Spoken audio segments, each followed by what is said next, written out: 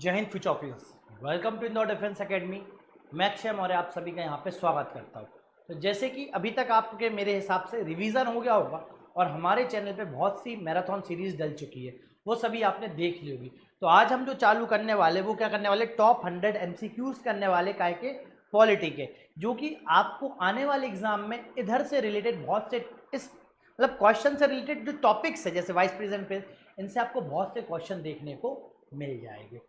तो Indore defence academy, जैसे कि आप सभी को पता है, इंदौर डिफेंस एकेडमी को हम शॉर्ट फॉर्म में आईडीए बोल देते हैं। आईडीए इसका क्या फुल फॉर्म है? ये 100 MCQ सीरीज का टारगेट रख रखा है हमने कि आप सभी के अंदर ये 3 आईडीए मतलब इंदौर डिफेंस एकेडमी तो मन में आ ही जाए, इसके साथ साथ 3 चीजें और आ जाए। I for inspire, D for dream, A for arise. आप इंस्पायर भी करें दूसरों को,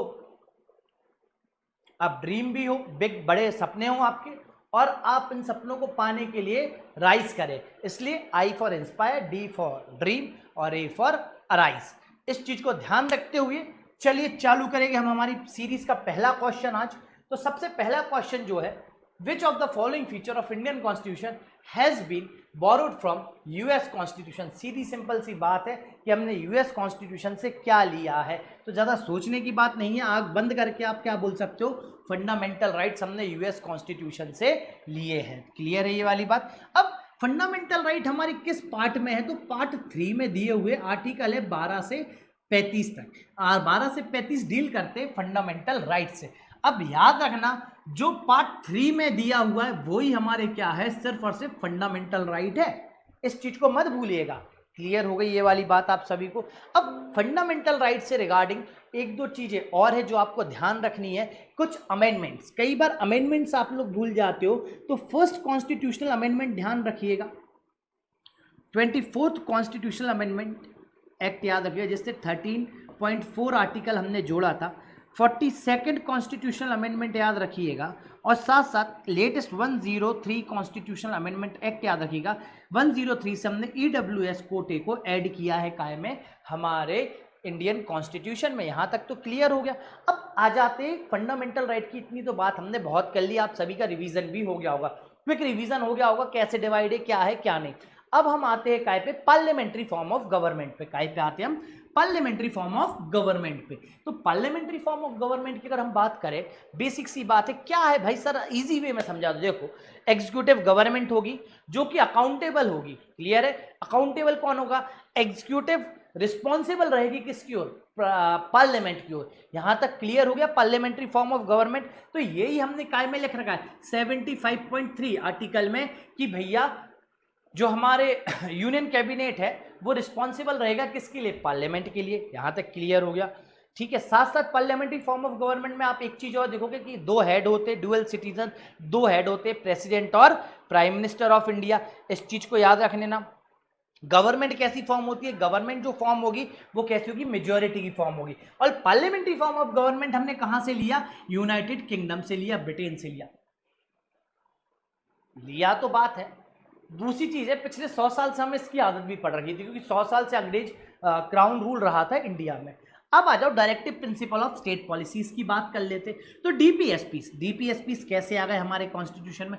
अगर आपको मैं कॉन्स्टिट्यूशन बनाने का बोलूं तो आप बिल्कुल ऐसा ही बनाओगे जैसा हमारा इंडियन कॉन्स्टिट्यूशन है। क्लियर है ये वाली बात? डीपीएसपीस। तो जब हमारा कॉन्स्टिट्यूशन बन रहा था तो 3 अधिकारों की बात बहुत ज्यादा करी गई, पॉलिटिकल, सोशल और इकोनॉमिक। 3 अधिकार होने चाहिए।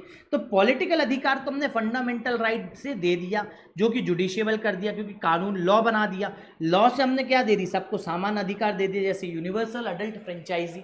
साथ साथ सोशल और इकोनॉमिकल कारणों में इसमें टाइम लगता है, इसमें टाइम टेकिंग इवेंट्स है, तो इसको हमने काय में लिखा? डीपीएसपीस में लिखा। डीपीएसपीज में लिखा, जो कि क्या हो गया? नॉन जुडिशियबल हो गया। क्या हो गया? नॉन जुडिशियबल हो गया। यहां तक क्लियर हुई ये वाली बात? अब डीपीएसपी कहां दिया हुआ है? तो ज्यादा रॉकेट साइंस नहीं है। Part 4 of Indian constitution, article 36 से 51 इससे डील करता है। इसको बी.आर. अंबेडकर ने बोला था, ये बी.आर. अंबेडकर साहब ने बोला था। ये क्या है भैया? हमारे इंडियन कॉन्स्टिट्यूशन में डीपीएसपी सेम है, किसकी तरह? सेम है, इंस्ट्रूमेंट ऑफ इंस्ट्रक्शन की तरह, जो कि गवर्नमेंट ऑफ इंडिया एक्ट 1935 से आए थे, जिसमें कुछ इंस्ट्रक्शन दिए गए थे कि राज्य गवर्नर्स को अपनी सरकार कैसे चलानी है। यहाँ तक मेरे हिसाब से क्लियर हो गया होगा, ज़्यादा कोई रॉकेट साइंस नहीं रहा होगा। अब आप यहाँ से एक चीज़ और याद करके चलो डीपीएसपी से कि कुछ आर्टिकल अमेंडमेंट्स जैसे 42nd कॉन्स्टिट्यूशनल अमेंडमेंट एक्ट है, इसको याद करके चले जाओ, ये इससे रिलेटेड है, ठीक है। 44 कॉन्स्टिट्यूशनल अमेंडमेंट एक्ट है और 86 कॉन्स्टिट्यूशनल अमेंडमेंट एक्ट है, जो कि रिलेट करता है किससे, डीपीएसपी से। कुछ केसेस भी है जो कि तुम्हें ध्यान रखने होंगे बहुत अच्छे से, क्योंकि इसमें कुछ केसेस है जो आपको याद रखने होंगे। चंपाकाई दोराई राजन केस 1951 का, जिसमें फंडामेंटल राइट्स को ऊपर बोल दिया गया था और डीपीएसपी को क्या कहा गया था, नीचे, कि फंडामेंटल राइट को क्या किया जा सकता है, अमेंड भी किया जा सकता है। क्लियर है। दूसरा केस जो आपको याद रखना है, गोलकनाथ केस है 1967 का, जिसमें यह बोल दिया गया था कि फंडामेंटल राइट को आप क्या नहीं कर सकते, अमेंड नहीं कर सकते, ये पूरे क्या सैक्रोसेंट है। और केशवानंद भारती केस 1973, इसमें यह बोल दिया गया था कि पार्लियामेंट चाहे तो पूरा संविधान को अमेंड कर सकता है, फंडामेंटल राइट को भी, पर इसमें parliament basic structure of doctrine को अमेंड नहीं कर सकता। और लास्ट केस जो है आपको याद रखना है, मिनरेवा मिल केस, ठीक है। मिनरेवा मिल केस में एक चीज क्लियर बोल दी गई थी कि बेसिक स्ट्रक्चर को अमेंड नहीं कर सकता है कौन, पार्लियामेंट। क्लियर हो गई, ये आपको ध्यान रहेगी, लिख लेना। अब देखो वही केस आ गया, the ideas of basic structure of doctrine was first, किसके द्वारा बताया गया था, बेसिक स्ट्रक्चर ऑफ डॉक्ट्रिन। मैंने 2 मिनट का टाइम दिया, फटाफट सॉल्व करके बता दो हमें क्या है। तो करेक्ट आंसर क्या होगा, केशवानंद भारती केस। ये केस तो मैंने आपको बता ही दिया है, ये भी बता दिया। अब रहा इंदिरा गांधी राजनारायण केस। ये जो हुआ था ये करप्ट प्रैक्टिसेस के लिए हुआ था कायम में इलेक्शन में, जिससे इंदिरा गांधी जी का इलेक्शन नल एंड वॉइड घोषित कर दिया गया था 1972 के आसपास, है ना, कि इमरजेंसी लागू हुई थी। चलिए, which of the following fundamental right is available only to citizen of India not to the foreigners. बहुत प्यारा क्वेश्चन है, इसका सही आंसर होगा freedom of speech and expression, article 91A। Right to equality before law, बहुत अच्छा है, article 14 है ये। इसमें कौन सा वर्ड यूज हुआ है, एनी पर्सन, ठीक है। आप पढ़ोगे तो क्लियर हो जाएगा, ठीक है। अब जैसे आर्टिकल 15 पढ़ोगे आप, तो उसमें लिखा रहेगा सिटीजन ऑफ इंडिया, सिटीजन्स, तो ये आर्टिकल 15 किसके लिए, सिटीजन्स के लिए। ऐसे आप पढ़ के याद रख सकते हो कौन सा सिटीजन के लिए, कौन सा सिटीजन्स के लिए नहीं है। दूसरी बात, आर्टिकल 14 दो प्रकार की बात करता है, ये तो हो गया इक्वालिटी बिफोर लॉ, और एक हो गया equal protection of the law, equal protection of the law की। ये कहाँ का इक्वल प्रोटेक्शन, यूएस कॉन्सेप्ट है, और ये इक्वलिटी बिफोर लॉ कहाँ का है, यूके का कॉन्सेप्ट है। इतना ध्यान रखिएगा, छोटी छोटी वर्ड्स हो, क्योंकि ये आपको क्या करेंगे, एग्जाम में बहुत ज्यादा हेल्प आउट करेंगे। क्लियर हो गई ये वाली बात। आर्टिकल 40, राइट अगेंस्ट एक्सप्लॉइटेशन 23-24, ठीक है। फ्रीडम ऑफ रिलीजन कौन सा हमारा 25 से 28 तक, इस चीज को ध्यान रखिएगा। Which article of Indian constitution deal with the abolition of the untouchability, untouchability को खत्म करने के लिए कौन सा आर्टिकल डील करता है, तो सभी को पता है आर्टिकल 17, ठीक है। आर्टिकल 17 क्या थी, हमारी ओल्ड लेगेसी थी। आर्टिकल 18 क्या थी, हमारी ओल्ड लेगेसी थी, है ना। टाइटल्स याद है, आर्टिकल 18। तो आर्टिकल 14 इक्वेलिटी की बात करता है, आर्टिकल 15 डिस्क्रिमिनेशन की बात करता है, डिस्क्रिमिनेशन नहीं होगा कहाँ पे, पब्लिक प्लेसेस पे, ठीक है, रिसोर्स में। और आर्टिकल 16 बात करता है गवर्नमेंट जॉब्स में डिस्क्रिमिनेशन नहीं होगा। क्लियर है। अब आर्टिकल 15 में सीधा सीधा दिया only on the basis of, only word use किया, on the race, caste, sex, religion, place of birth, इन सारी चीजों पे आप क्या नहीं कर सकते हो, डिस्क्रिमिनेशन नहीं कर सकते हो आर्टिकल 15 में। साथ साथ दूसरी चीज और याद रखना, आर्टिकल 16 जो जॉब का है उसमें भी डिस्क्रिमिनेशन इन 5 चीजों के पीछे नहीं होगा। अगर पर इस आर्टिकल ने पार्लियामेंट को कानून बनाने से नहीं रोका है, किसके लिए, वल्नरेबल सेक्शंस और वुमेन्स के लिए। क्लियर हो गई ये वाली बात। दूसरी, अगर हम बात करें आर्टिकल 14 ने पूरे देश में इक्वेलिटी ला दी, आर्टिकल 15 से हमने पब्लिक रिसोर्सेज कर दिए, और आर्टिकल 16 से हमने क्या कर दी, गवर्नमेंट जॉब इक्वल कर दी। ये इस तरीके का कुछ ग्राफ बन रहा है। तो सबसे पहला क्या है, सब में इक्वलिटी ला दी 14 से, फिर हमने पब्लिक रिसोर्सेज इक्वल कर दिए, फिर हमने गवर्नमेंट जॉब्स इक्वल कर दी। ये हो गया आपका एक नया ग्राफ, जिससे आप याद कर सकते हो 14, 15 और 16 को। विच one of the following is not a feature of Indian federalism. देखो भैया, सुप्रीमेसी ऑफ कॉन्स्टिट्यूशन रटा हुआ है, इंडिपेंडेंट जुडिशरी रटी हुई है, डिवीजन ऑफ पावर है, तभी तो भैया फेडरलिज्म होगा। तो ड्यूअल सिटीजनशिप इंडिया का कॉन्सेप्ट नहीं है, सही है। कौन सा आर्टिकल है जो बैन करता है डुअल सिटीजनशिप को? तो आर्टिकल 9 इटसेल्फ सेज कि अगर आप किसी भी दूसरे देश की नागरिकता लेते हो तो भारत की नागरिकता ऑटोमेटिकली क्या हो जाएगी? रद्द हो जाएगी आपकी। Question number 6, the president of India can dissolve the Lok Sabha on the advice of. President of India किसकी एडवाइस पे लोकसभा को डिसॉल्व कर सकते हैं?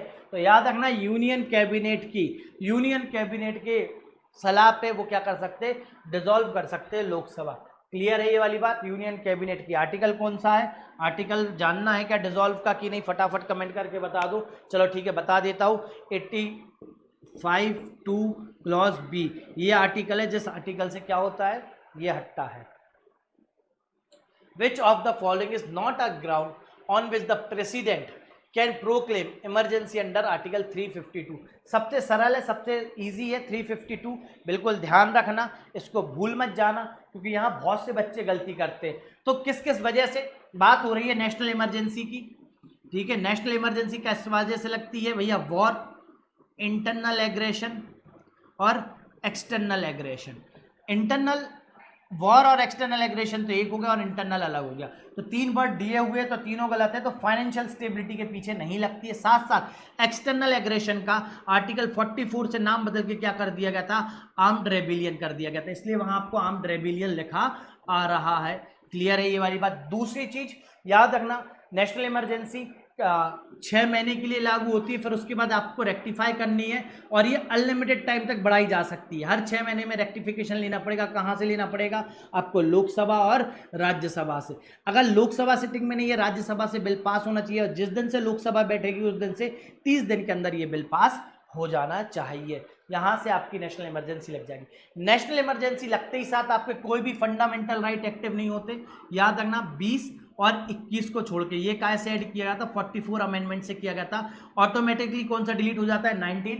बाकी राष्ट्रपति के ऑर्डिनर मतलब राष्ट्रपति के लेटर्स पे बाकी के आपके दूसरे फंडामेंटल राइट को भी 20 और 21 को छोड़ के हटाया जा सकता है। अब बात करते हैं नेशनल इमरजेंसीज की। तो एक इमरजेंसी है 356 जिसको हमने क्या बोला? स्टेट इमरजेंसी बोला। ये राज्य सरकार अगर संविधान के हिसाब से नहीं चल रही है तो गवर्नर साहब अपना लेटर लिखते हैं किसको? प्रेसिडेंट ऑफ इंडिया को, और वहां की सरकार को भंग कर सकते हैं। याद रखना मिनिमम 6 महीने से लेकर मैक्सिमम 3 साल तक लगाई जा सकती है। 3 साल अगर आप इसको 1 ईयर से ज्यादा एक्सटेंड कर रहे हो तो 2 कंडीशन है। एक तो आपको बताना पड़ेगा कि कहीं किसी देश के किसी भी कोने में नेशनल इमरजेंसी तो नहीं है। साथ साथ आपको इलेक्शन कमीशन ऑफ इंडिया से लिखवाना पड़ेगा कि जिस राज्य में आप बढ़ा रहे हो उस राज्य में आप क्या नहीं करवा सकते? अभी इलेक्शन नहीं करवा सकते। यहां से स्टेट इमरजेंसी लागू हो जाएगी। इसका कोई भी फंडामेंटल राइट पे इंपैक्ट नहीं पड़ता है। इसका इंपैक्ट पड़ता है आपके सेंटर और स्टेट रिलेशनशिप पे। ध्यान रखिएगा। अब आखिरी जो इमरजेंसी जो तुम्हें याद रखनी है वो कौन सी है? 360 इज अ फाइनेंशियल इमरजेंसी। जब देश का फाइनेंस खतरे में आता है तब लगाई जाती है ये इमरजेंसी और ये अनलिमिटेड टाइम को लगाई जा सकती है। अब यहां से 3 डाउट हो गए कि स्टेट इमरजेंसी आर्टिकल 355 जिम्मेदारी देता है सेंट्रल गवर्नमेंट को कि राज्य सरकार के अंदर नक्सलवाद, इंटरनल एग्रेशन, साथ साथ बॉर्डर एरियाज की सिक्योरिटी करना, और एक चीज देखना कि कॉन्स्टिट्यूशन के हिसाब से राज्य सरकार चले, ये जिम्मेदारी किसकी है? केंद्र सरकार की है। अगर ऐसा नहीं होता है तो केंद्र सरकार आर्टिकल 365 का यूज करके लेटर लिख सकती है प्रेसिडेंट ऑफ इंडिया को और वहां की क्या है? सरकार को भंग करा सकती है। ये चीजें बहुत अच्छे से याद करके जाना है आप सभी को। Which of the following constitutional amendment lowered the voting age of Article 21 to 18? अब ज्यादा देखो इसको रट लो, सीधी सिंपल बात है। आर्टिकल 61 है जो कि अमेंड किया था, 21 से 18 आपकी एज की गई थी। 42nd is a mini constitution Indira Gandhi के द्वारा। 44 जो लाया गया था इसकी गलती सुधारने लाया गया था। ये चीजें 2 चीजें बिल्कुल अच्छे से ध्यान रखिएगा। Which of the following is not a part of the Parliament of India? भाई पार्लियामेंट ऑफ इंडिया के लोग 3 चीजें पार्ट होती है, प्रेसिडेंट, लोकसभा और राज्यसभा। वजह क्या है? लोकसभा और राज्यसभा से बिल पास होता है और जब तक प्रेसिडेंट ऑफ इंडिया उस पर एसेंट नहीं देते वो क्या नहीं बनता? लॉ नहीं बनता है। तो इसका सही आंसर क्या होगा? Governor is not a part of the parliament. Money bill can be introduce only in, money bill कहां लाया जा सकता है? तो राइट आंसर होगा Lok Sabha with the prior approval of the president of India. अब मनी बिल के पास सीधी सिंपल पूरी पावर किसके पास है? लोकसभा के पास है। इसमें मनी बिल में मनी बिल सिर्फ और सिर्फ कौन ला सकता है? लोकसभा ला सकती है। राज्यसभा में ये बिल जाएगा 14 दिन के अंदर। राज्यसभा को या तो उसमें कुछ सलाह दे के वापस करना पड़ेगा, 14 दिन से ज्यादा होते तो ये बिल क्या माना जाएगा?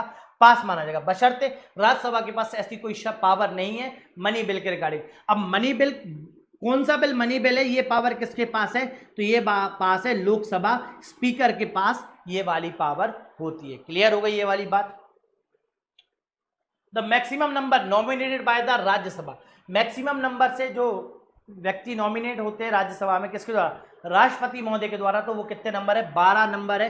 ध्यान रखना ये 12 लोग राष्ट्रपति के इलेक्शन में वोट नहीं करते। ये कोई स्पोर्ट्स की फील्ड से, लॉ की फील्ड से, ठीक है, साइंस की फील्ड से, इस फील्ड से नॉमिनेटेड किए जाते हैं। Which of the following statement are correct about the attorney general of India? Attorney general हमारे सबसे बड़े लॉ, मतलब मान लो एडवाइजर, या वो मान लो आप वकील है, तो कौन अपॉइंट करता है? He is appointed by the president of India. अब जितनी भी हमारी ऑफिशियल पोस्ट है, official attorney general, election commissioner है, कोई भी हो, वो किसके द्वारा अपॉइंट होते हैं? सीधी सिंपल बात है, दिमाग में रखना, कैगो कोई हो, प्रेसिडेंट ऑफ इंडिया की तरफ से। In which year the Panchayati Raj first introduce, पहली बार कब हुआ था? तो 1959 में पहली बार इंट्रोड्यूस किया गया था क्या? Panchayati Raj system. Which of the following is a constitutional body? कौन सा भाई कॉन्स्टिट्यूशनल बॉडी है? National human right commission, election commission, NITI Aayog. NITI Aayog भी नहीं है, नेशनल ह्यूमन राइट भी नहीं है, सेंट्रल ब्यूरो ऑफ इन्वेस्ट, तो इलेक्शन कमीशन। याद रखना इलेक्शन कमीशन हमारे कॉन्स्टिट्यूशन में दिया है, इसलिए वो क्या है? कॉन्स्टिट्यूशनल बॉडी है। The concept of directive principle of state policy was borrowed from the constitution of, तो ये बताना भूल गया था, इसलिए जानबूझ के नहीं बताता। सही आंसर क्या आपका? आयरलैंड है। आयरलैंड से हमने लिया था। और आयरलैंड से किसने लिया था? आयरलैंड ने किससे लिया था? स्पेन से लिया था। तो ओरिजिनली स्पेन का है, कॉपी किसने किया? आयरलैंड ने। और आयरलैंड से किसने लिया? इंडिया ने। ये चीज बिल्कुल अच्छे से ध्यान रखना। कौन सा आर्टिकल है? आर्टिकल 36 से 51 है आपका DPSP. Who has power to decide the dispute regarding the election of president of India? भाई किसके पास सुप्रीम पावर है? इलेक्शन करवाता कौन है? तो इलेक्शन कमीशन करवाता है। डिस्प्यूट कौन सुनता है? तो याद रखना सुप्रीम कोर्ट सुनता है। किसका? राष्ट्रपति महोदय का। अब राष्ट्रपति का जो इलेक्शन होता है वो कैसा होता है? इनडायरेक्टली इलेक्टेड होते हैं, इलेक्टोरल कॉलेज होता है, ध्यान रखिएगा, ठीक है। और दूसरी चीज, इसमें नॉमिनेटेड मेंबर वोट नहीं करते, लेजिस्लेचर के, विधान परिषद के लोग वोट नहीं करते, तो वोट कौन करता है? लोकसभा से और राज्यसभा इलेक्टेड मेंबर वोट करते, प्लस विधानसभा के इलेक्टेड मेंबर वोट करते, ठीक है। और विधानसभा में अपनी दिल्ली, पांडिचेरी और जम्मू कश्मीर यहाँ के लोग भी क्या करते हैं? वोट किया करते। ध्यान रखना, यहाँ से इलेक्टोरल कॉलेज तैयार होता है। फर्स्ट पास द पोस्ट नहीं होता है, याद रखिएगा। फर्स्ट पास द पोस्ट का मतलब है कि जैसे 4 लोग खड़े हुए, ए, बी और सी और डी, इसको 10% वोट मिले, इसको 9% मिले, इसको 11 मिले और इसको 12, तो 12 वाला जीत जाएगा। ऐसा नहीं होता है। राष्ट्रपति के महोदय में कौन सा चालू होता है? आप सभी को पता है, 50% प्लस 1 वोट चाहिए, वो ही क्या होता है? विजेता होता है। क्लियर हो गई ये वाली बात? Which of the following statement about the governor is incorrect? ध्यान रखना, इनकरेक्ट पूछा है गवर्नर के रिगार्डिंग में, तो ज्यादा रॉकेट साइंस नहीं है। ही होल्ड अ प्रेशर, हाँ भाई, जब तक राष्ट्रपति गलत होगा। ही मस्ट बी एटलीस्ट 35 देखा, मस्ट बी एटलीस्ट देखा हमने, समझ गए। He hold office during the pleasure देखा, प्रेसिडेंट, बस सही। He must be the member of state legislative, नहीं भाई, ये सही हो जाएगा। स्टेट लेजिस्लेटिव का, लेजिस्लेचर का मेंबर होना उसका अनिवार्य नहीं है। Which one of the following pair is not correctly matched? भैया कौन सा करेक्टली मैच नहीं है? Article 21 to right to life है, तो ये तो गलत हो गया। Article 32 right to constitutional remedy है। Heart and soul of the Indian constitution said by the B.R. Ambedkar. इसी आर्टिकल 32 के तहत हमारा सुप्रीम कोर्ट क्या जारी करता है? रिट्स जारी करता है ना, हेबियस कॉर्पस, मैंडेमस, क्यो वारंटो, है ना, सर्चवारी, ये कुछ रिट्स है जो आपको याद होनी चाहिए। आर्टिकल 50 सेपरेशन ऑफ जुडिशरी, हाँ भाई, आर्टिकल 50 डीपीएसपी में दिया है और ये खुद में एक बेसिक स्ट्रक्चर, ऐसे अमेंड नहीं किया जा सकता। Article 70 will be the correct answer, क्योंकि राइट टू प्रॉपर्टी कौन सा आपका? आर्टिकल 300A में है, जो कि आपका एक लीगल राइट है। 370 में तो जम्मू कश्मीर जो अमेंड कर दिया बिल, है ना। विच of the following is true regarding the money bill? अभी बताया था मनी बिल, अब ये आंसर कर सकते हो यार। It can be rejected by the Rajya Sabha, नहीं। It can be amended by the Rajya Sabha, नहीं, Rajya Sabha can only recommend the change, हाँ रिकमेंड है, मानना नहीं मानना किसकी इच्छा है भाई, वो है लोकसभा की। It require approval of the Buddha, गलत, तो आंसर नंबर सी इसका करेक्ट रहेगा। विच of the following statement about Rajya Sabha is correct, जल्दी बताओ। तो इट इज डायरेक्ट इलेक्शन होता है राज्यसभा मेंबर का, नहीं, 250 नहीं। It is the permanent house can not be dissolve, बिल्कुल सही बात है, परमानेंट हाउस है कभी डिसॉल्व नहीं होता है, हर इसका मेंबर हर 6 साल में रिटायर होता है, और ये इलेक्ट किसके द्वारा किए जाते हैं, आपके एमएलए के द्वारा इलेक्ट किए जाते हैं। और इनकी देखो हमारा पार्लियामेंट जो है, पार्लियामेंट में 2 हाउस है, लोकसभा और राज्यसभा, ये शायद कोई नहीं बता। राज्यसभा किसके मैटर में बात करता है, स्टेट के मैटर में बात करता है। लोकसभा किसके मैटर में बात करता है, पीपल के, लोगों के बारे में बात करता है। ध्यान रखना ये अंतर है, लोकसभा लोगों की सभा, राज्यसभा मतलब राज्यों की, स्टेट वेलफेयर और पीपल वेलफेयर दोनों की बात होती है, अलग अलग रूल है। Which of the following feature of parliament form of the government in India, parliamentary form of government का फीचर क्या है, fix tenure of the executive, भैया, collective responsibility of council of minister to the president, नहीं, गलत हो गया। Prime minister not a member of legislature, गलत हो गया। फ्यूजन ऑफ द लेजिस्लेटिव, मतलब ओवरलैपिंग होती है हमारे लेजिस्लेटिव एग्जीक्यूटिव की, कैसे, जब प्राइम मिनिस्टर हमारे मोदी जी कहाँ जाते हैं, पार्लियामेंट जाते, तो वो क्या होते हैं, लेजिस्लेटिव होते, पर वो पीएम का कुछ काम कर रहे होते तो एग्जीक्यूटिव होते। ये हो गई ओवरलैपिंग हमारे यहाँ, क्लियर है ये वाली बात।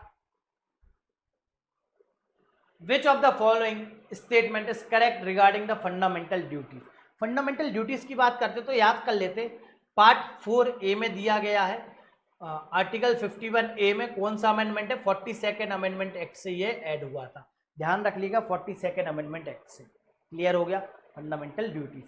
42nd ने प्रियम्बल में भी 3 अमेंडमेंट किए थे, सोशलिस्ट, सेकुलर और फटाफट तीसरा क्या है, कमेंट करके बताना। They are enforceable in a court of law, नहीं भाई, they are in compliance 42nd amendment, ठीक है। It is applicable to non citizen, गलत गलत, तो सही कौन सा आंसर हो गया, 42nd बता ही दिया था। हाँ, अब याद रखना ये क्या है, नॉन जुडिशियबल है। नॉन जुडिशियबल क्या क्या हमारे कॉन्स्टिट्यूशन में, एक तो डीपीएसपीज हो गए और एक क्या होगा हमारे फंडामेंटल ड्यूटीज। फंडामेंटल ड्यूटीज अगर इस पे कानून बन जाए, लॉ बन जाए, तो क्या हो जाते हैं, ये जुडिशियबल हो जाते हैं। ऐसे ही हमारे डीपीएसपीज है, डीपीएसपीज पे कोई कानून बन जाए या वो जैसे चीजें एड ऑन 86 से 86 कॉन्स्टिट्यूशनल अमेंडमेंट ने 3 जगह किया था अमेंडमेंट, ध्यान रखना, फंडामेंटल ड्यूटीज में, डीपीएसपीज में और फंडामेंटल राइट में। फंडामेंटल राइट में 21A जोड़ा गया था, राइट टू एजुकेशन, इसमें आर्टिकल 45 को इम्प्रूव किया गया था। ये सारी चीजें की थी किसने, 86 कॉन्स्टिट्यूशनल अमेंडमेंट एक्ट ने। Who appoint the chief election commission of India, अभी बताया था, जितने भी हायर पोस्ट है उसका अपॉइंटमेंट कौन करता है, तो याद रखना प्रेसिडेंट ऑफ इंडिया करते हैं। कौन करता है, प्रेसिडेंट ऑफ इंडिया करते हैं। Which of the following statement about the Indian president is incorrect, ऐसा कौन सा स्टेटमेंट है जो इंडियन प्रेसिडेंट का इनकरेक्ट है, बस। He is elected indirectly by the electoral college, नहीं, सही है भैया, इनडायरेक्टली इलेक्ट होते। He is a supreme commander, सही है, मतलब ये हमारे लिए गलत हो गया। He can unilaterally dismiss the prime minister, नहीं, ये सही होगा, अपनी मर्जी से कभी भी डिसमिस नहीं कर सकता है, यूनिलैटरल, ठीक है, क्लियर रखना। विच of the following is not a part of the union executive, union executive का पार्ट नहीं है, तो याद रखना चीफ जस्टिस ऑफ इंडिया। ये 3 तो हमारे क्या होगा, यूनियन एग्जीक्यूटिव के पार्ट होगा। President is a union executive, prime minister and council of ministers, but chief justice is a part of union judiciary, ठीक है, ध्यान रखिएगा।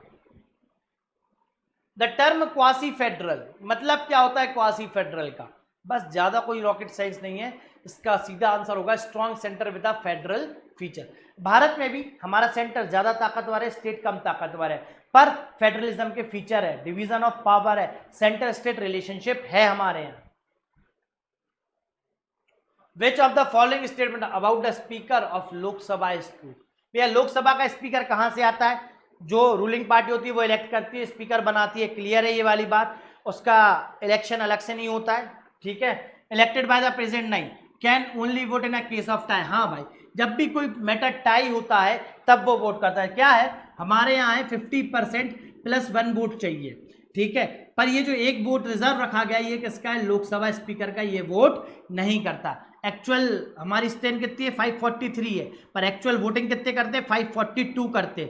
जो एक वोट रिजर्व है वो किसका रिजर्व है, लोकसभा स्पीकर का। जब जब टाई होगा तो कौन वोट किया करेगा, लोकसभा स्पीकर वोट किया करेंगे। क्लियर है ये वाली बात।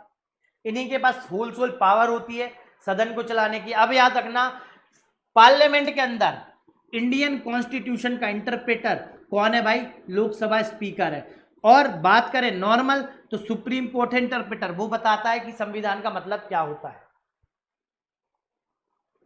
Which of the following article provide the uniform civil code? अभी बताया था यूनिफॉर्म सिविल कोड आर्टिकल 44 है। चलो एक बार एक्सप्लेन कर देता हूं।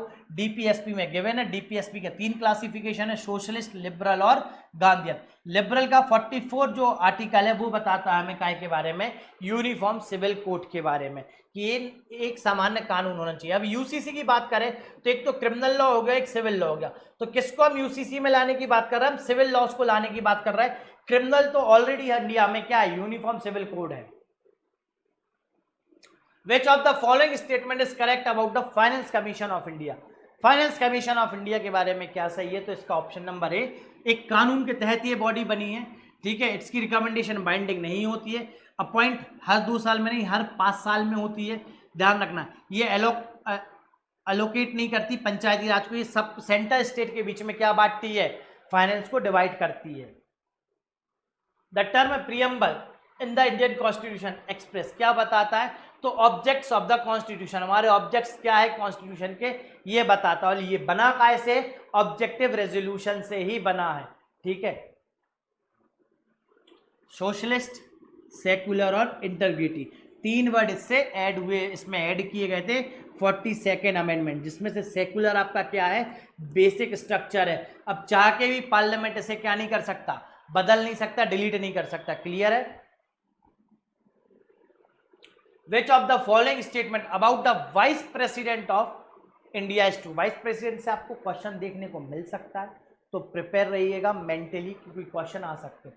He can dissolve the Rajya Sabha, क्या बात है। ही is elected by the electoral college of constructing the PM. देखो पहली चीज तो राज्यसभा परमानेंट हाउस है, तो कैसे डिसॉल्व होगा। He is ex office of the prime minister, नहीं। ही कैन वोट इन, भैया पूरी पावर ही लोकसभा के पास है, तो उसके पास है नहीं veto. He is elected by the electoral college consisting of MP. अब वाइस प्रेसिडेंट ऑफ इंडिया के इलेक्शन में ध्यान रखना सिर्फ एमपीज वोट करते हैं, कहाँ के, लोकसभा और राज्यसभा के, बस। इसमें इलेक्टेड मेंबर भी रहेंगे वोट में, बिल्कुल ध्यान रखिएगा, ये मत भूल जाइएगा। विधानसभा, विधान परिषद कोई भी वोट नहीं करता है। Which of the following statement is correct about amendment procedure of the Indian Constitution? कौन सा सही है इसमें से, ये बताना है। देखो बिल्कुल सीधे सिंपल तरीके से समझो। आर्टिकल 368 जो है हमारे कॉन्स्टिट्यूशन में, वो बताता है हमें अमेंडमेंट का प्रोसीजर। क्लियर हुई ये वाली बात। तो ये 3 प्रकार के हमें अमेंडमेंट बताता है। एक तो सिंपल मेजॉरिटी, जिसे हमने क्या 1/3, एक इसने बताया हमें स्पेशल मेजॉरिटी, जिसमें क्या 2/3 plus half of the rectification. Half rectification है क्या का, स्टेट्स का। तो इसमें कौन सा सही होगा, all amendment require simple majority, नहीं भाई। Some amendment require rectification of the state, बिल्कुल सही बात है। Answer number B will be the correct answer. इस चीज को याद करके चला जाना as it is. Which of the following bodies is responsible for the protecting human right in India? भैया सभी को पता है, हर एक बच्चे को पता होगा, नेशनल ह्यूमन राइट कमीशन। और जिसको नहीं पता उसको ये लेक्चर शेयर कर देना, वो यहां से पता कर लेगा।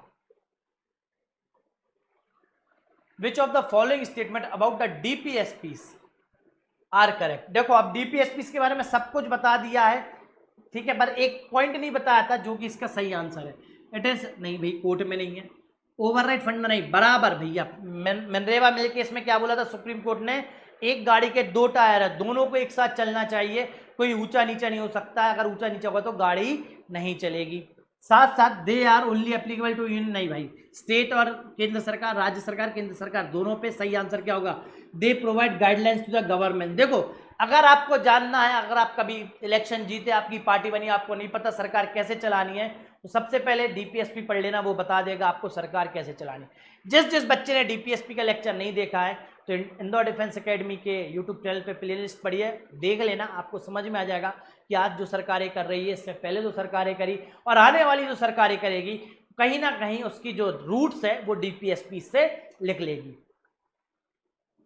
हाँ, एक क्वेश्चन और है डीपीएसपी का कि इसे एनफ्रोज कौन कराता है,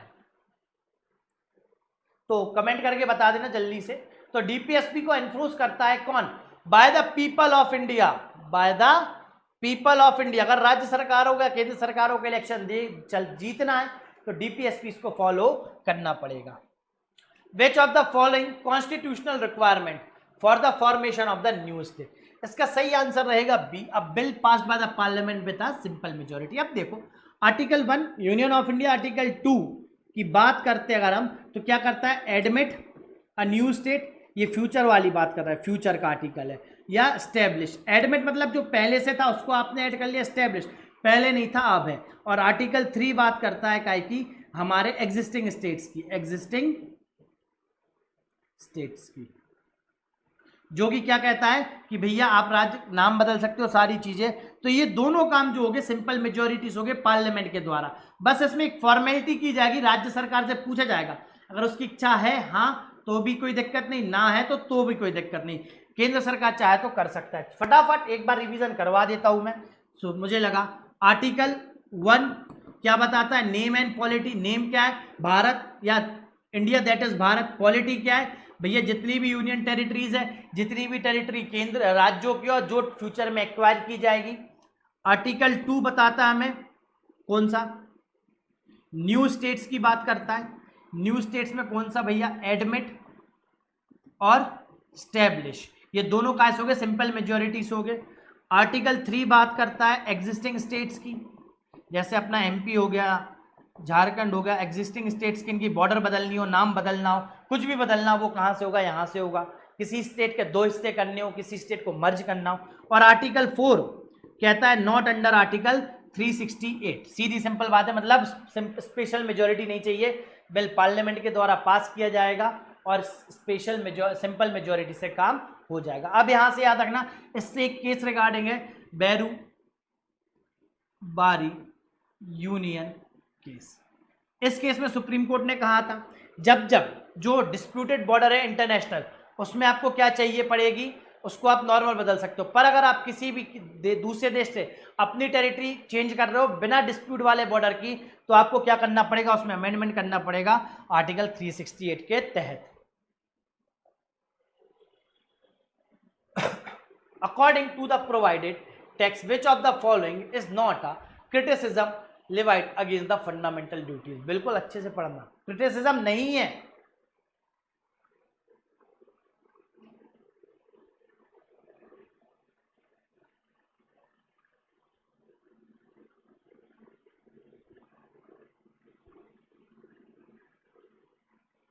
चलो, दे आर नॉन जुडिशियबल, ये क्रिटिसिज्म नहीं है।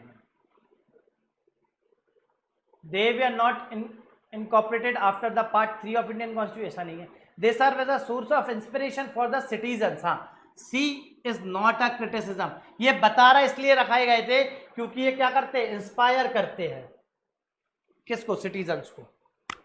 Which of the following is true about the impeachment of the president? अब इम्पीचमेंट की बात करते हैं आर्टिकल 38 क्वेश्चन नंबर 38 की, तो फटाफट इसका आंसर आप सभी दो हमें। तो required 2/3 of majority of the both the houses. अब देखो इंपीचमेंट आएगी जब जब प्रेसिडेंट दोनों हाउस में से किसी भी हाउस में आ सकती, लोकसभा में आएगी। पहले तो इसे क्या चाहिए? 1/, इसे मिनिमम 1/, हाँ 1/3 लोगों की क्या चाहिए? साइन चाहिए। फिर प्रोसीडिंग होगी 14 दिन की, क्या चलेगी? प्रोसीडिंग चलेगी। इस 14 दिन में डिसाइड होगा राष्ट्रपति महोदय मुलजिम है कि नहीं। जब ये 14 दिन हो जाएंगे तब 2/3 से क्या करी जाएगी? पास करी जाएगी। फिर ये जाएगी राज्यसभा में, राज्यसभा इस पर क्या करेगी?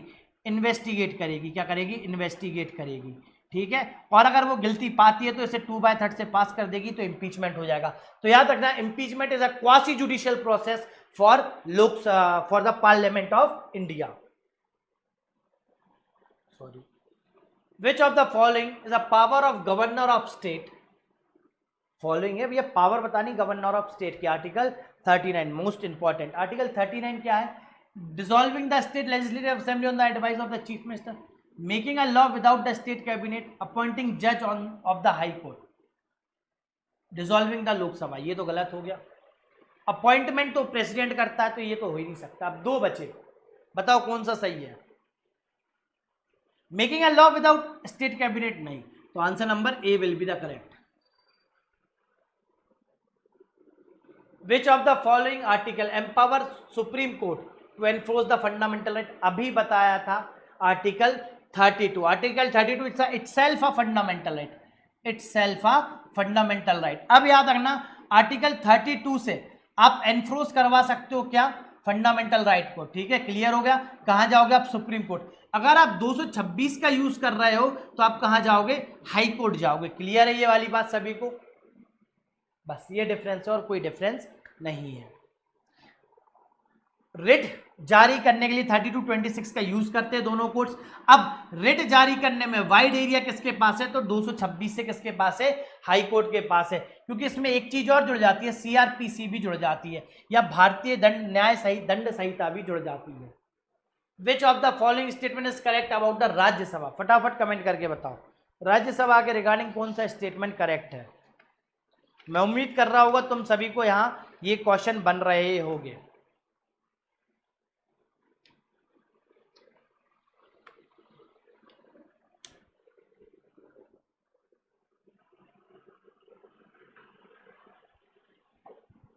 Which of the following statements is correct about the Rajya Sabha? Member are directly elected by the people. गलत। It can reject a money bill. गलत। It is a permanent body. It can dissolve the Lok Sabha. गलत। Only C. अभी बताया था ये permanent body है, कभी dissolve नहीं होती। Which of the following statement about the Supreme Court of India is correct? It's the highest appellate court only. नहीं। Its judge can be removed by the president alone. Its original appellate advisory jurisdiction. Its judiciary is confined to the union territory. ये तो गलत हो गया, ये भी गलत हो गया। अब बताओ कौन सा सही है?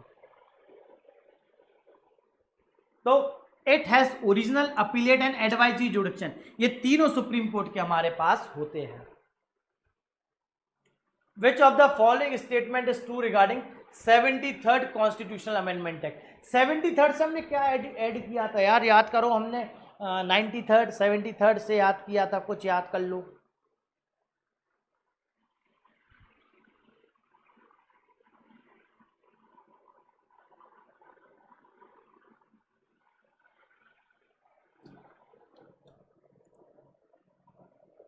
Just a second.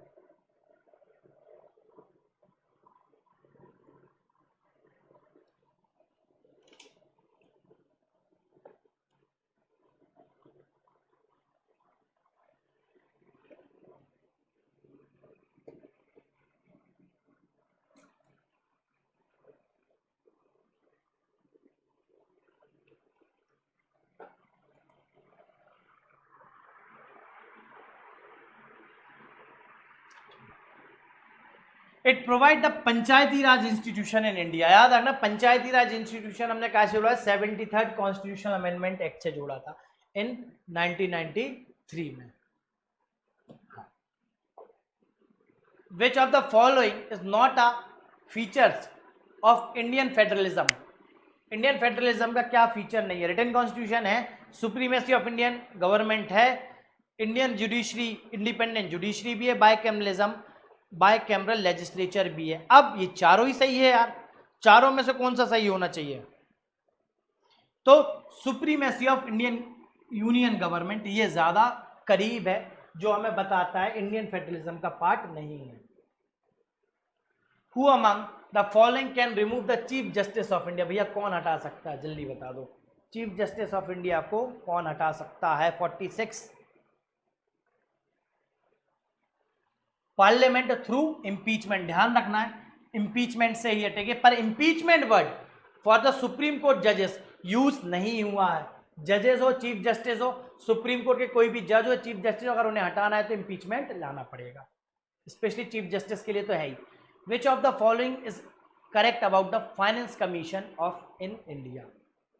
करेक्ट है, it's recommended binding on the president, it aggregate fund, नहीं ये सेम आ गया यार, 5 मेंबर इंक्लूडिंग द चीफ, नहीं तो only B will be the correct, it appointed every 5 year 47, ये तो मैं बता ही दिया था, तो यहाँ तुम गलती करोगे ही नहीं मेरे हिसाब से। 48 which of the following statement about the Indian prime minister is true, ध्यान से पढ़ना, appointed by the president but must enjoy confidence in the Lok Sabha, can dissolve Rajya Sabha, नहीं, it is directly elected by the people, अब देखो cannot be the member of council of minister, गलत, तब दो है, दो में देखो ये भी गलत है, सही क्या है ये, prime minister is not directly elected by the people, MP is elected by the people, और ये जो मेजॉरिटी एमपी है वो अपने लीडर ऑफ हाउस को चुनते हैं, तो जो बनता है पीएम बनता है, ध्यान रखना इस चीज को। 48 का सही आंसर क्या होगा, A. Which of the following statement about the constitutional preamble is incorrect, भैया क्या गलत है, 49 क्वेश्चन नंबर, फटाफट कमेंट करो। It reflect the basic philosophy of the constitution, सही है, गलत हो गया। इट कैन बी अमेंडेड, सही है। It confer power on the parliament, नहीं भाई, ना तो ये कोई पावर देता है ना ये कोई लिमिटेशन देता है, किसको, पार्लियामेंट को, सिर्फ ये क्या है, फिलोसफिकल बेसिक्स ऑफ फिलोसफिकल है। Which of the following statement about money bill is correct, introduce either house, नहीं, सब लोकसभा में ही आएगा। Can be amended by the Rajya Sabha, नहीं, ये तो पता ही है। Can not rejected by the Rajya Sabha, require president prior approval, बताओ इन दोनों में से एक कोई सही होगा, अभी तक तुम्हें पता होना चाहिए। रिजेक्ट नहीं हो सकता, देखो बिना प्रायर अप्रूवल के तो आता है, प्रेसिडेंट की अप्रूवल, पर ये सबसे ज्यादा सही है, दोनों में से दोनों ही सही है, पर सबसे ज्यादा सही क्या है, can not be rejected by the Rajya Sabha, ठीक है। तो फटाफट हम कम टाइम में ज्यादा से ज्यादा क्वेश्चन कर ले, जिससे हमें ये चीजें कनेक्ट। आर्टिकल 51 पे थे हम, तो 51 को रिजॉल्व करते हैं फटाफट, सॉरी क्वेश्चन 51 पे थे। अब देखो बहुत सीधा सिंपल क्वेश्चन है, which article empower supreme court to hear the dispute between the union of state. 226 से तो आप हम सभी को पता है कि हम क्या सुनते भाई, हाई कोर्ट के पास केस जाता, तो ये तो गलत ही हो गया। आर्टिकल 32 से फंडामेंटल राइट के लिए, आर्टिकल 356 अभी बताया था, सेंटर लिख के देती गवर्नर को, तो आर्टिकल 3131 ये क्या हो गया आपका, ओरिजिनल अपीलेट हो गया, याद रखिएगा। आर्टिकल 51 का ए सही है, ओरिजिनल अपीलेट है, ओरिजिनल में आएगा। अभी अपन ने लास्ट टाइम डिसाइड किया था ना, ओरिजिनल है, अपीलेट है, एडवाइजरी है, तो ये ओरिजिनल क्राइटेरिया में आता है यूनियन और स्टेट्स का। विच of the following statement of the fundamental right is correct, देखो यार फंडामेंटल राइट अभी 50 क्वेश्चन में इतने बार हमने डिस्कस कर लिया है कि यहां से मैं उम्मीद नहीं करता हूं कि तुम कोई गलती करोगे। Right to property is no longer a fundamental right, incorrect है, तो ये तो सही है भाई, गलत हो गया। Right to equality is available to all the person, हाँ बताया था ना, पर्सन वर्ड आ रहा है, ये भी गलत। Right to education is part of the fundamental right. Right to freedom religious the subject to the public order, दो में से कोई एक सही होगा, जल्दी बता दो, जल्दी बता दो फटाफट।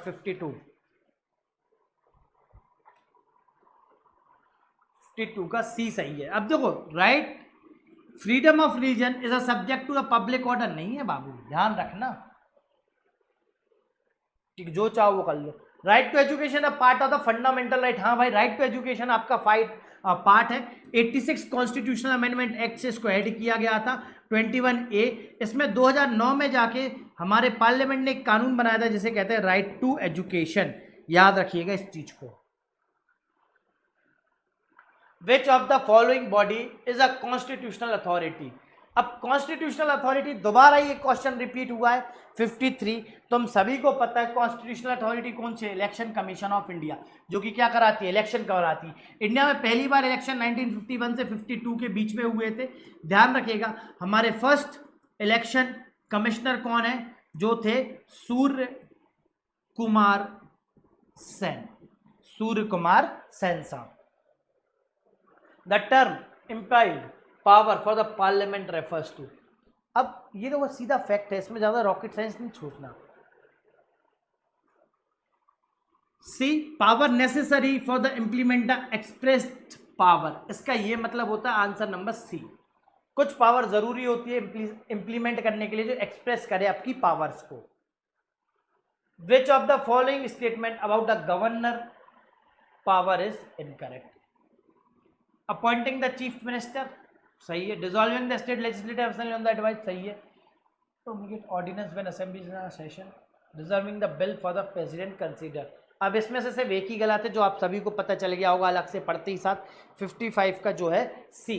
भैया अगर सेशन में है तो कैसे वो ऑर्डिनेंस जारी करेगा, अगर सेशन में नहीं है तो ऑर्डिनेंस जारी करेगा, ध्यान रखना गवर्नर साहब हमारे।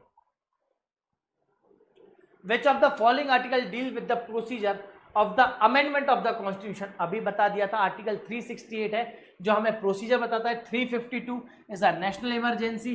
356 सेंटर को पावर देता है किसको भंग करने के लिए, क्या लगाने के लिए, प्रेसिडेंट रूल लगाने के लिए पावर देता है। आर्टिकल 370 जम्मू कश्मीर से रिलेटेड था जो कि अब क्या हो चुका है, डिलीट हो चुका है, तो इसको पढ़ने की आवश्यकता नहीं है।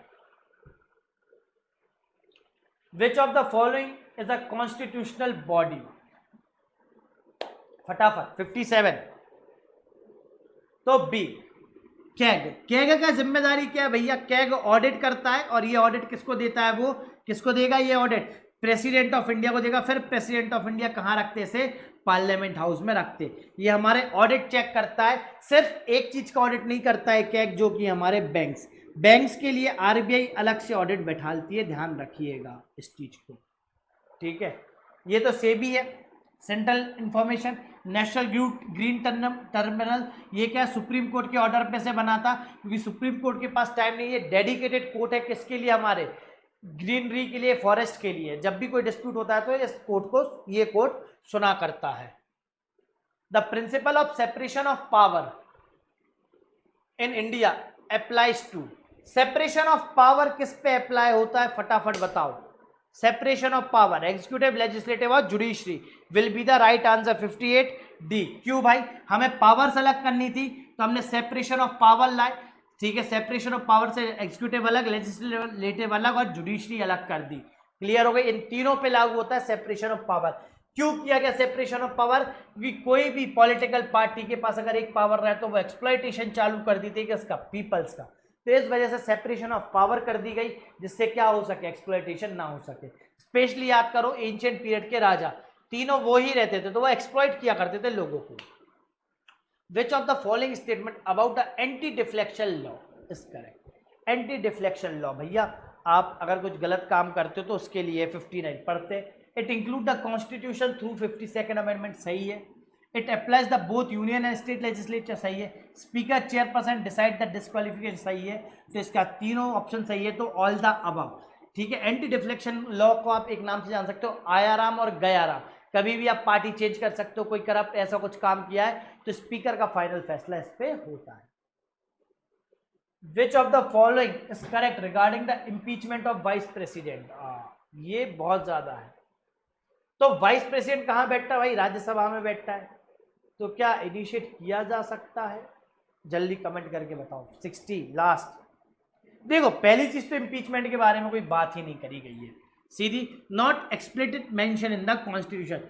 कॉन्स्टिट्यूशन में मेंशन ही नहीं है। क्लियर है ये वाली बात कि कैसे उनके खिलाफ लाएगा? हाँ, राज्यसभा में लाया जा सकता है, सिर्फ राज्यसभा ही उनका ला सकती है महाभियोग, और राज्यसभा में ये पास होता है, फिर जाता है लोकसभा में। क्लियर हो गई ये वाली बात? तो क्लियर तरीके से मेंशन नहीं है, इस चीज को ध्यान रखिएगा।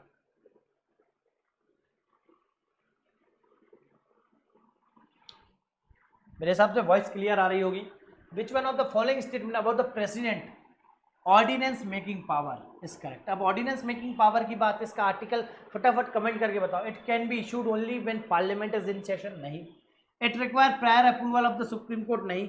It has same force as law pass by the parliament, C will be the correct answer. इसके पास सेम पावर होती है चाहे वो लॉ पार्लियामेंट से पास हुआ हो, ठीक है। इट कैन बी, नहीं गलत है। अब याद रखना ये 6 मंथ के लिए लागू होता है। जिस दिन से लोकसभा राज्यसभा बैठेगी फिर वो लोकसभा के ऊपर है कि उसे आगे बढ़ाना है या कैंसिल करना है। क्लियर हो गई ये वाली बात? ये सिर्फ 6 महीने के लिए लागू होता है। 6 महीने में जैसे लोकसभा राज्यसभा दोनों से पास होना चाहिए, तब जाके ऑर्डिनेंस क्या बनता है, आपका कानून बनता है। Which of the following is correct functions of the finance commission. Finance commission के करेक्ट फंक्शंस हमें बताने हैं। 62 का बिल्कुल ध्यान से करिएगा, यहाँ गलती नहीं। कंट्रोल आरबीआई मॉनेटरी पॉलिसी नहीं। Allocation of tax between state and centre, मैंने आपको बताया था यही काम है फाइनेंस कमीशन का, स्टेट और सेंटर के बीच में, स्टेट के और सेंटर के बीच में टैक्स का बंटवारा होना। क्यों? क्योंकि स्टेट लिस्ट में वो चीजें हैं जिसमें प्रोग्रेस स्लो होती है, और यूनियन के पास वो चीजें जिससे रेवेन्यू ज्यादा आता है, इस वजह से ये डिवाइडेशन करना पड़ा। जैसे स्कूलिंग्स आ गई, ठीक है, ये एग्रीकल्चर आ गया, ये सारी चीज स्लोली ग्रो होती है और खर्च ज्यादा है। Which of the statement about the impeachment of the Supreme Court judge is true? 63, question number 63. Can be initiated by the president, गलत। Require special majority of both the house of the parliament, ठीक है, देखते। Can be done for misbehavior only, नहीं, plus unconstitutional। अब देखो both B and C तो सही हो रहा है, पर ये ओनली वर्ड दिक्कत कर रहा है। अगर सुप्रीम कोर्ट जज अनकॉन्स्टिट्यूशनल या मिसबिहेवियर करते हैं तो इनके खिलाफ लाया जा सकता है। तो इसमें अभी बी आप सही कर दो, अगर इसमें कुछ चेंजेस हो गए तो मैं करवा दूंगा। वैसे तो बी है, require the special majority of both the house of parliament. Which of the following statement about DPSPs is true? They are legally enforceable, गलत। The guidelines are guidelines for making law, they override fundamental right, they are applicable to non citizen. अब बताओ कौन सा सही है? 64, तो B, they are guidelines for making laws. Specially याद रखना, मेकिंग लॉस तो हो सकता है या मेकिंग पॉलिसीज।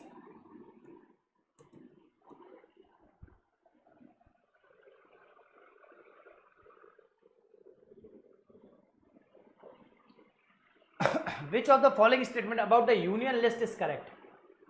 अब हमारे यहाँ 3 लिस्ट है, यूनियन लिस्ट, स्टेट लिस्ट और कंकरेंट लिस्ट। किस शेड्यूल में मेंशन है फटाफट कमेंट करके बताओ। Parliament can legislate on the subject in this list, state legislature can legislate on this subject, नहीं भाई। 65 का सही क्या है?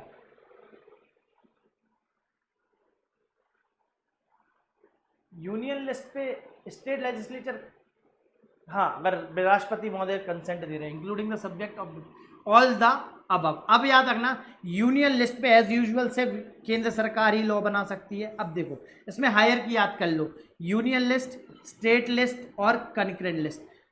सबसे ऊंची क्या है भैया? स्टेट लिस्ट से ऊपर क्या है? कंकरेंट लिस्ट है, और इन दोनों से ऊपर क्या है? यूनियन लिस्ट है। क्लियर हो गई ये वाली बात?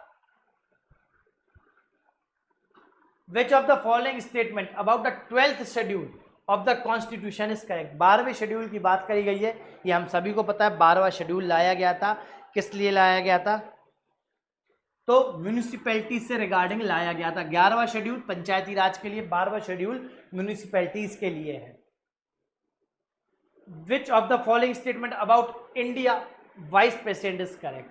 Elected by the electoral college of MP only, can dissolve by, ये फिर से रिपीट हो गया। ए ये हम कर चुके हैं, फिर से रिपीट हुआ है question. Which of the following is not a part of Indian democracy? अब ध्यान रखना, इंडियन डेमोक्रेसी का पार्ट नहीं है, तो प्रेसिडेंशियल फॉर्म ऑफ गवर्नमेंट हमारे इंडियन डेमोक्रेसी का पार्ट नहीं है। पार्लियामेंट्री सिस्टम है, यूनिवर्सल फ्रेंचाइजी है, इंडिपेंडेंट जुडिशरी भी हमारे यहाँ है।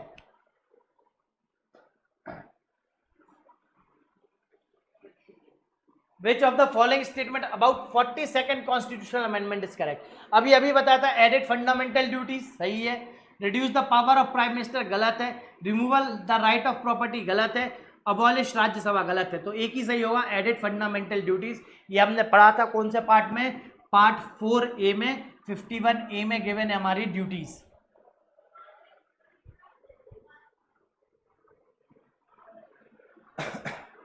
Which of the following statement is true regarding the Constitution of India? ठीक है। It is rigid and cannot be amended, नहीं, गलत हो गया। It purely federal, बिल्कुल गलत होगा। It has federal and unitary features. It does not have preamble. तो फेडरल भी है, फेडरल के साथ यूनिटरी फीचर्स भी है। यूनिटरी मतलब पूरी पावर कहाँ चली जाएगी? पूरी पावर चली जाएगी सेंटर के पास। फेडरल मतलब डिवीजन ऑफ पावर होता है काय का, सेंटर और स्टेट के बीच में। जब जब स्टेट इमरजेंसी या नेशनल इमरजेंसी लगती है तो यूनिटरी हो जाता है हमारा कॉन्स्टिट्यूशन, थोड़ा यूनिटरी बाइज्ड है। और याद रखना कॉन्स्टिट्यूशन हमारा कैसा है, रिजिड एंड फ्लेक्सिबल है। कुछ चीजें जो बिल्कुल चेंज नहीं की जा सकती और कुछ चीजें जो इजीली चेंज की जा सकती है।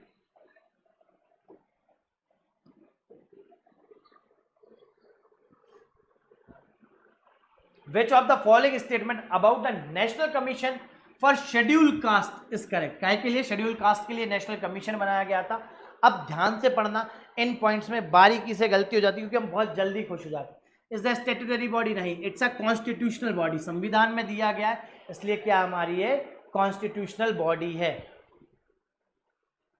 Which of the following statement about the anti deflection laws are correct? जल्दी बता दो। तो all the above 52nd constitutional amendment से आया था, स्पीकर चेयरमैन डिसाइड करते, डिस्क्वालिफिकेशन एप्लीकेबल है दोनों यूनियन और स्टेट लेजिस्लेटिव में। क्लियर हो गई ये वाली बात। Which of the following correct about the zero hour, parliament की प्रोसीडिंग पे से क्वेश्चन है और इस लास्ट ईयर सीडीएस पे इस पे से क्वेश्चन रहे हैं। जल्दी जल्दी बता दो कितने बजे, बहुत सरल है, zero hours. It is a time for raising urgent matter without a prior notice, इसको हम कहते हैं क्या, जीरो आर। 11 बजे चालू होता है, मेंशन इन कॉन्स्टिट्यूशन है, it's limited the prime minister question, सही बात है। Which of the following statement is correct about the chief minister of state, appointed by the governor, must have confidence in a legislative assembly, can advise governor to dissolution of the assembly. All the above, चारों point सही है, किसके बारे में, chief minister of state के बारे में। तो हमेशा जब भी सेंटर से आपको जंप करना हो स्टेट के आर्टिकल पे, या तो 89 प्लस कर दो या 90 प्लस कर दो, आप सीधे पहुंच जाओगे स्टेट के आर्टिकल्स पे। ध्यान रखना, ये एक शॉर्टकट ट्रिक्स है।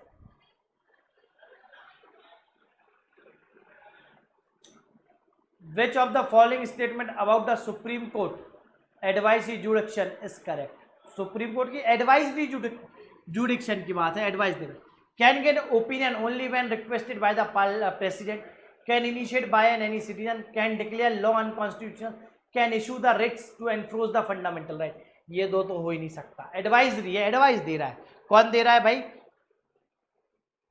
Supreme court. किसको दे रहा है, किसको देगा, तो प्रेसिडेंट को। याद रखना, प्रेसिडेंट साहब को जब जरूरत पड़ती है तो वो एडवाइस मांग लेते हैं, किससे, सुप्रीम कोर्ट से। अब वो एडवाइस बाइंडिंग नहीं होती है, किसके ऊपर, राष्ट्रपति महोदय के ऊपर।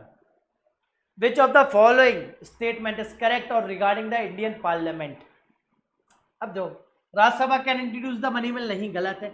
Lok Sabha can reject the money bill, Rajya Sabha can only recommend the amendment of the money bill, Rajya Sabha and Lok Sabha have the equal right, only C will be the correct answer. सिर्फ रिकमेंडेशन कर सकती है अमेंडमेंट का, recommend amendment to the money bill, उसके अलावा कोई भी power नहीं होती है किसके पास, राज्यसभा के पास। Which of the following statement about 73rd amendment सही, introduce the municipal corporation, provided the reservation for C applied for union territory, made state election optional. अब बताओ, अब ये हम पढ़ चुके हैं, इसमें थोड़ा दिमाग लगाना है। 73rd काय के लिए, पंचायती राज के लिए। तो provided the reservation of SC and ST की सीट प्रोवाइड करी थी इसने, काय के लिए, पंचायती राज के लिए। Applied only the union territory, नहीं, हर जगह है। Which of the following constitutional requirement for removal of the high court जजेस, कॉन्स्टिट्यूशनल रिक्वायरमेंट पूछी गई है 78 में, ध्यान रखना। इंपीचमेंट बाय द स्टेट, नहीं भाई, resolution by the parliament with special majority, option number B will be the correct answer. ठीक है, रेजोल्यूशन लाती है पार्लियामेंट बाय स्पेशल मेजोरिटी।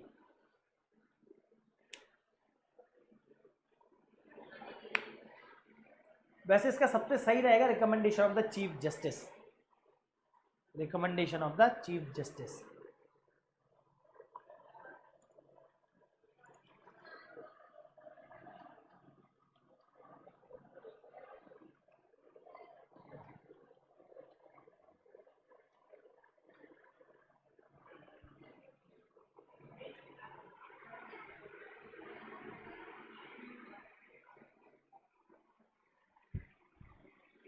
सही है। Which of the following statement about the fundamental right is true? Right to freedom is a subject of reasonable restriction, सही है। Right to property is a fundamental right, नहीं भाई गलत है। Right to equality applies only to the citizenship. Right to religion is not a fundamental right. फटाफट बता दो कौन सा सही है 79 का। तो राइट टू फ्रीडम आपको मिली है पर कुछ रीजनेबल रिस्ट्रिक्शंस की वजह से, जैसे कि आपने पढ़ा होगा पब्लिक ऑर्डर, डोमेन, ये सब अलग अलग है, सब में अलग अलग है, पर पब्लिक ऑर्डर नहीं बिगड़ना चाहिए, लॉ एंड ऑर्डर नहीं बिगड़ना चाहिए, ये सारी चीजें इसमें मेंशन की जाती है। Which of the following statement about 44th amendment is correct? 44th constitutional amendment की ये चीज लाई गई थी, जल्दी जल्दी बता दो कौन सा सही है। तो restored right to property as a fundamental, it made proclamation of emergency more difficult. हमने अभी डिस्कस भी किया था कि भैया दोनों हाउस की, लोकसभा और राज्यसभा की क्या चाहिए, आपको परमिशन चाहिए, साथ साथ आपको क्या चाहिए, हर 6 महीने में से क्या करना पड़ेगा, लागू करना पड़ेगा। क्लियर है ये वाली बात? Which of the following statement about the president's power is incorrect? President की कौन सी पावर है जो कि हमें बता रही है यहाँ गलत है। Can summon and prorogue the parliament, हाँ कर सकता है, तो ये गलत हो गया। Can veto constitutional amendment, can dissolve Lok Sabha and Rajya, तो वीटो नहीं कर सकता भाई कॉन्स्टिट्यूशनल अमेंडमेंट। अगर कॉन्स्टिट्यूशनल अमेंडमेंट है तो उसे पास साइन करने ही पड़ेंगे, he is bound to sign. याद रखना भाई 2/3 से पास करी गई है, मजाक नहीं है 2/3। विच of the following statement is correct about the Indian prime minister? Indian prime minister के बारे में क्या सही है?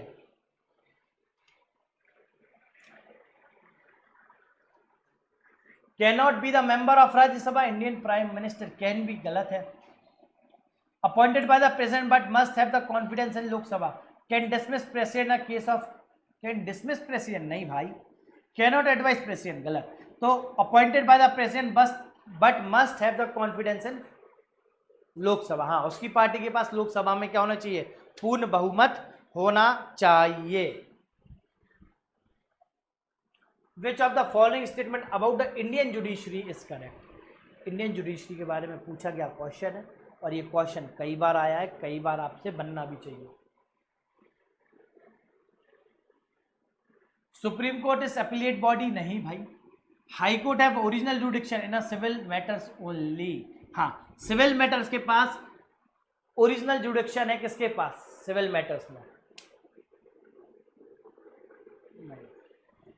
गलत। C will be the correct. Supreme court has original, appellate and advisory jurisdiction, ये तीनों है। Answer number C will be the correct answer, इसमें सी सही रहेगा 83 में। Which of the following statement about the 42nd amendment is correct? किसके द्वारा लाया गया था? इंदिरा गांधी के द्वारा लाया गया था। Added fundamental duty, reduce the power of president, abolish Rajya Sabha, नहीं नहीं नहीं। तो एडेड द फंडामेंटल ड्यूटीज, अभी बताया है, फिर से बता रहा हूं, एडेड द फंडामेंटल ड्यूटी। अब ये क्वेश्चन बार बार रिपीट हो रहा है, इसलिए हम इसे क्या नहीं कर रहे, डिस्कस नहीं कर रहे, क्योंकि हमने पहले सारी चीजें अच्छे से डिस्कस करी है। Which of the following statement about the Indian vice president is incorrect? C will be the correct answer. Can dissolve the Rajya Sabha. जब राज्यसभा भंगी नहीं हो सकती है तो राष्ट्रपति, उपराष्ट्रपति महोदय राज्यसभा को कैसे भंग करेंगे? ये सारी पावर है उपराष्ट्रपति महोदय की हमारी। Which of the following statement about the preamble is correct? It's a part of the constitution, it can be amended, it cannot be amended, नहीं, गलत हो गया, it confirm, गलत हो गया, गलत हो गया, तो only A, it is a part of the constitution. याद रखना, इसको पार्ट ऑफ द कॉन्स्टिट्यूशन बोल दिया गया था, ये पार्ट है संविधान का। क्लियर है? बेरूबारी यूनियन केस, इसमें याद रखना Berubari union case is related from part 1 and preamble of India, दोनों से रिलेट करता है। Which of the following statement is anti defection law is correct? Apply only the, नहीं, apply the parties only, not individual member, गलत। तो will be the B सही, introduce by 52nd amendment. Individual पे भी लागू होता है, पार्टीज पे भी लागू होता है anti defection law.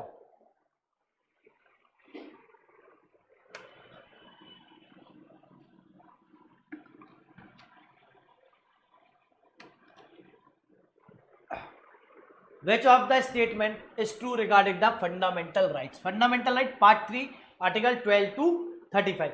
Right to equality applies only to the citizen. नहीं भाई, पर्सन वर्ड यूज हुआ है. Right to freedom can be restricted for the security of the state. देखते ये सही है कि गलत है. Right to education including the original constitution, इन नहीं ओरिजिनल नहीं था, ऐड किया गया 46 से. Right to property is still a fundamental right. नहीं, ये तो आपका लीगल राइट हो गया 300A के तहत. तो right to freedom can be restricted for the security of the state. जैसे कि भैया परमिटेड एरिया में जाने से आपको मना किया जा सकता है. Which of the following correct feature of Indian federalism. Indian feature क्या है, करेक्ट फीचर है. देखो, ड्यूअल सिटीजनशिप इंडियन फेडरलिज्म में है ही नहीं. अनरिटन कॉन्स्टिट्यूशन तो है नहीं. Independent executive at union only, नहीं. तो क्या बचा, division of power between centre. अब देखो, जब जब डिवीजन ऑफ पावर होगी तो वो लिखी जाएगी तो हमारा क्या हो जाएगा, रिटन कॉन्स्टिट्यूशन हो जाएगा. क्लियर हो गई ये वाली बात, सभी को क्लियर है.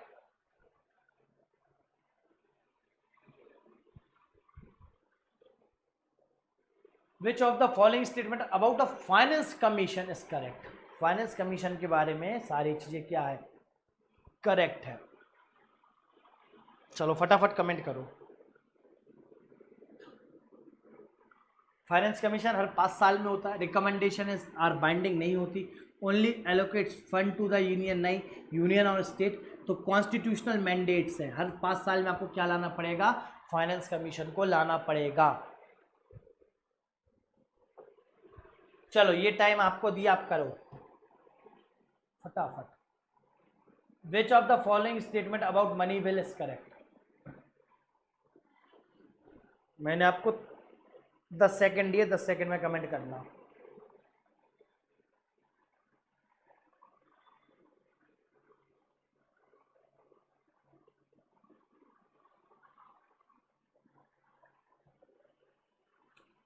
Can be introduce in either house, नहीं गलत हो गया. Must be pass by Rajya Sabha in 40 days, 14 दिन के अंदर पास होना चाहिए. अगर नहीं होता है तो उसको ऑलरेडी क्या मान लिया जाता है, पास्ड मान लिया जाता है. क्लियर हो गई ये वाली बात.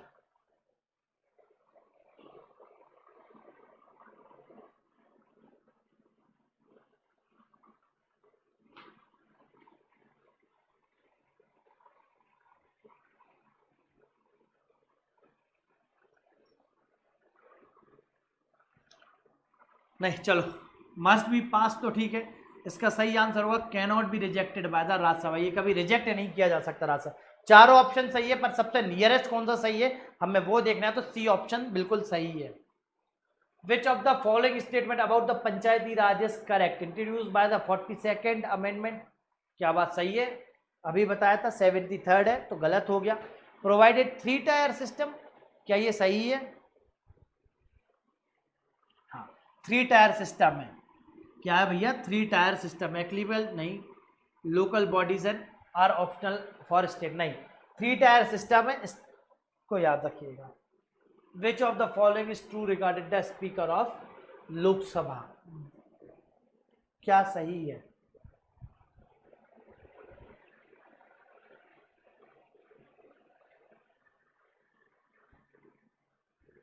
तो अभी बताया था लोकसभा स्पीकर इलेक्ट होते हैं एमपी के द्वारा. अब जब जब याद रखना, लोकसभा स्पीकर पे कुछ भी प्रोसीडिंग होगी, लोकसभा स्पीकर पे है ना, लोकसभा स्पीकर पे, तो वो प्रिसाइड नहीं करेगा उस सेशन को. ठीक है, वो बोल सकता है और वोट भी कर सकता है, पर वो प्रिसाइड नहीं करेगा. क्लियर है ये वाली बात. Connected. Which of the following is correct about the impeachment of the president? Required 2/3 majority of both the houses, can be initiated by the Supreme Court, can be done only the violation of. पूरे गलत है, ये रट चुके हो गए अभी तक. Requires 2/3 majority of both the houses. पहले ही समझा दिया था मैंने इम्पीचमेंट का है. अब देखो, जिस भी हाउस में आएगा उसका जो दूसरा हाउस होगा वो क्वाशी जुडिशियल प्रोसेस करेगा. लोकसभा में आया तो राज्यसभा करेगी, राज्यसभा में पहले आया तो लोकसभा फॉलो करेगी. क्लियर है ये वाली बात. किसी भी हाउस में आ सकता है, पर उपराष्ट्रपति के लिए सिर्फ राज्यसभा में ही आएगा. Which of the following is not part of the union executive. तो चीफ जस्टिस ऑफ इंडिया.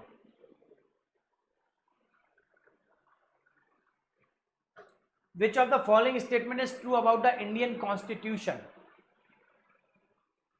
तो प्योरली फेडरल नहीं है, इट इज रिजिड भी नहीं है, it has both federal and unitary feature. अब देखो एंड हो रहा है, एंड में बहुत इजी क्वेश्चन है और ये ऑलरेडी मैं आपको करवा चुका हूं, सारा एक्सप्लेनेशन आपको दे चुका हूं, इसमें बिल्कुल टेंशन मत लेना कि नहीं दिया है ना। स्टार्टिंग से देखोगे तो सारी चीजें कवर हो जाएगी और कोशिश ये है तुम खुद अटेम्प्ट करो।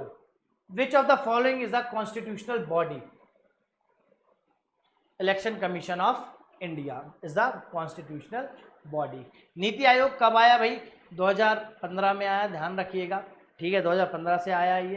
ह्यूमन राइट कमीशन आप सभी को पता ही है, सेंट्रल विजिलेंस कमीशन भी आपको पता है। Which of the following statement is correct regarding the fundamental duties? They were introduce by 44 नहीं है, गलत है, गलत हो गया, ये गलत हो गया। Fundamental it is applicable to the citizen only, सिर्फ सिटीजन को फॉलो करना है क्या? हमारी फंडामेंटल ड्यूटीज को। Which of the following statement true regarding the article 356? 356 state emergency, जिसे हम क्या कहते हैं? प्रेसिडेंट रूल कहते हैं। अभी हमने डिस्कस किया था सारी चीजें, 3 साल 6 महीने या 3 साल के लिए। अगर 1 साल से ज़्यादा आप इसे एक्सटेंड कर रहे हो तो आपको 2 कंडीशन फुलफिल करनी पड़ेगी। बताना पड़ेगा किसी भी देश में कहीं भी नेशनल इमरजेंसी नहीं लगी है। दूसरी चीज़ आपको बताना पड़ेगा, लिखित लेटर पे लेना पड़ेगा कि इलेक्शन कमीशन लिख के देगा कि जिस राज्य में ये लगाई जा रही है वहाँ अभी इलेक्शन कराना पॉसिबल नहीं है। Imposition of the president rule in state require approval of Supreme Court, can be done only by the governor advice, नहीं, can last indefinitely without the parliament approval, नहीं भाई, अप्रूवल तो हर 6 महीने में लगेगा, ध्यान रखना। तो इसमें क्या है? Imposition of president rule in state, इसका ये मतलब होता है। क्लियर है ये वाली बात? हर 6 महीने में लोकसभा और राज्यसभा से क्या चाहिए? अप्रूवल चाहिए। और अगर लोकसभा नहीं बैठी है, जिस दिन से बैठेगी उस दिन से 30 दिन के अंदर में ये अप्रूवल आपको लेना है। क्लियर है ये वाली बात? Which of the following is a correct statement about constitution? Does not have directive principle, गलत हो गया। डज नॉट प्रोवाइड फंडामेंटल, गलत। एंटायरली फेडरल, गलत हो गया। तो रिटेन एंड रिजिड, रिटेन है रिजिड है, ये सही रहेगा क्योंकि ये ऑप्शन ही सही हो रहा है। रिजिड भी है, रिटेन भी है और साथ में क्या है? फ्लेक्सिबल भी है। ध्यान रखना, हमारा कॉन्स्टिट्यूशन रिटेन तो है ही, रिजिड भी है और फ्लेक्सिबल भी है। कब लागू किया था? 26 जनवरी 1950 के दिन संविधान लागू किया था। बन कब गया था हमारा? तो 26 नवंबर 1949 को बन गया था। क्लियर है ये वाली बात? इस दिन कमेंस किया है, इस दिन एडॉप्ट किया है, ये डिफरेंस ध्यान रखना हमारे संविधान में। क्लियर है? तो मेरे हिसाब से बेसिक, बहुत सारे बेसिक क्वेश्चन हो गए। अगर आप और क्वेश्चन भी चाहते हैं कि ऐसी सीरीज कंटिन्यू रहे तो हम अलग अलग टॉपिक पे ऐसी सीरीज बनाएंगे। तो जब तक के लिए जय हिंद, जय भारत।